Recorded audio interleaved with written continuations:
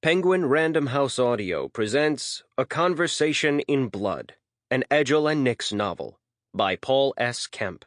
Read for you by Nick Podehl.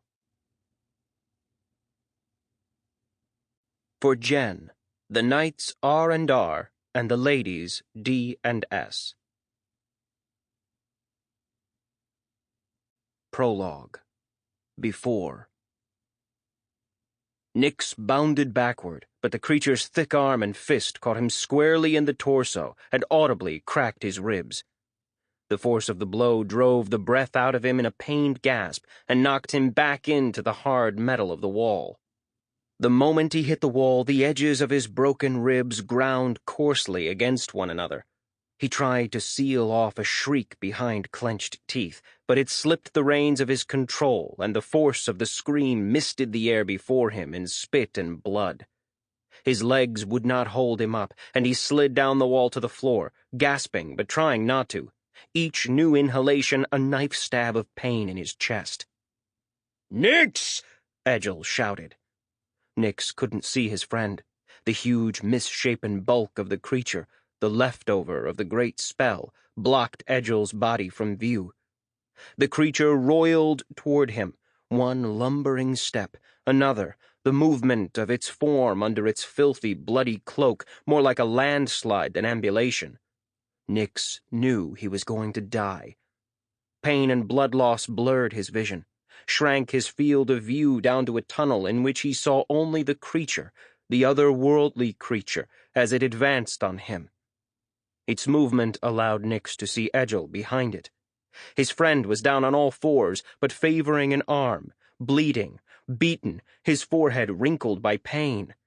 The Eye of Ebenor, tattooed on his pate, the symbol of his faith in the momentary god, a farce of a deity that Egil somehow ennobled, was smeared with blood. "Over here, creature," Egil said, visibly working up to an attempt at standing. "Over here, you fucking thing!" The creature stopped, its bulk rippling under the filthy cloak it wore. It turned to face Egil with whatever passed for its head. "Get up," Nix said to Egil, the words barely a whisper. "Get up, Egil." And Egil did. His huge muscles bunched as he lifted the mountain of his frame, put a leg under him, and used his remaining hammer as a crutch to get himself upright. He inhaled, gripping the hammer in his right hand, the veins in his arm standing out like cordage. His left arm hung limp at his side, broken or dislocated at the shoulder. The look in his hooded eyes promised an answer in violence, and so did his tone. "That's right," the priest said softly, staring at the thing. "Over here." The creature tensed and roared, the sound coming from a dozen mouths, a cacophony of rage and frustration that somehow reminded Nix of crashing surf, an elemental sound, the sound of something inexorable, unstoppable. Egil did not blanch in the face of its anger.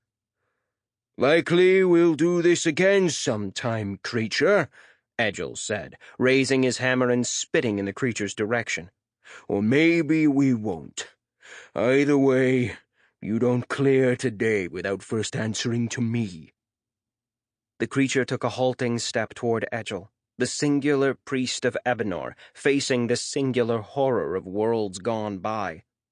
Nix used his hands to shift his weight, but even that slight movement caused bone to grind against bone.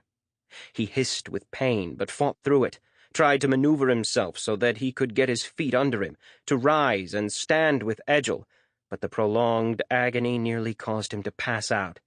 He could barely breathe. He felt as though a boulder were on his chest, and he knew what it meant. Blood was filling his lungs.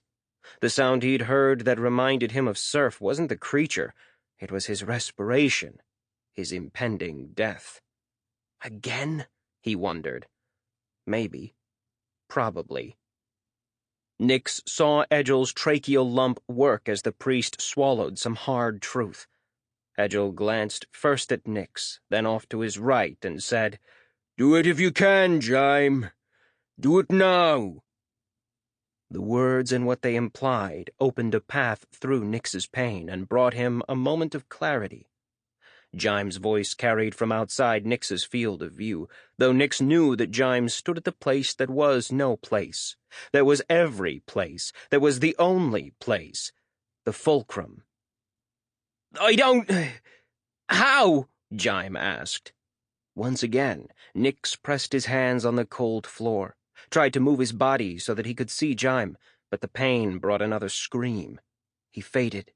Unconsciousness beckoned, but he held on, forced himself to hang on. He blinked hard, shook his head, and raised a hand feebly in Jime's direction. "Small changes," he said, but his broken chest could make the command little more than a strangled whisper that ended in a bloody, painful froth. "Only small changes, Jime." The creature roared, took another step toward Egil. Jime spoke again, his voice wearing a hint of panic. "I don't know the fucking words, Egil! This is Nix's play, not mine! Nix, what are the words? Can you hear me?" "Just look at them," Nix whispered. The words would almost read themselves. Jime just needed to look at them. "You don't need to know them," Egil said, his tone strangely calm. The priest eased himself to his right, filling the space between Jime and the creature. "Nix already activated them. Just read the stanzas like Nix said. You can fucking read, Jime. Be the damned hero, now. That's what you wanted." "Small changes," Nix murmured, though he was drifting, and the words came out a half-moan. He cursed himself for not having told them enough. "Anything more, and we don't know what will happen. Everything could be lost. Small changes, Jime. Small." Maybe Egil heard him mumbling, for the priest glanced at him and they shared a look that spanned years, maybe worlds. Egil gave him a single nod, a gesture that said everything between them, and turned his heavy-browed gaze away. His nostrils flared, and he squared up to the creature, the same way he'd squared up to everything they'd ever faced. Nix's eyes were heavy, closing. The pain subsided, a bad sign. He heard Jime speak, but the words blended together, a rising surf again. Or maybe that was his failing lungs. Nix heard Egil shout, and the sound pulled him back from the edge for a moment. Bleary-eyed, he watched the priest charge the monstrous creature, lone hammer held high. The sight made him smile softly. Whatever happened, he hoped he and Egil would meet again forever. Jime stood inside the socket in the floor, and the shimmering, translucent column of light that descended from the ceiling illuminated him, exposed him, separated the world he knew from the world he didn't. At moments, the light seemed present, at others, gone. At moments, he felt present, and then gone himself. The whipsaw made him dizzy, made his footing questionable, his stomach queasy. There were writings on the smooth walls, etched or scratched into the metal by many different hands. There were images, too, alphabets he didn't know, things he could not make sense of, that were not to be made sense of, that he feared looking at too long. Worlds gone by, he thought, recalling Nix's phrase. How many times? How many? He stood on the spot, what could only be the spot, a hole in the world, a socket in time. It made him feel strange to stand there. He felt looked at, no, looked on, no, looked through, like he was barely there, like something he couldn't begin to comprehend. Some potential filled the space all around him.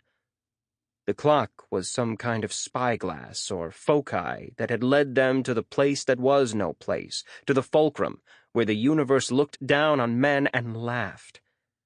For some reason, he thought of the tattoo on Egil's head, the sign of Egil's faith, the Eye of Ebenor, who was a god for a moment and only a moment.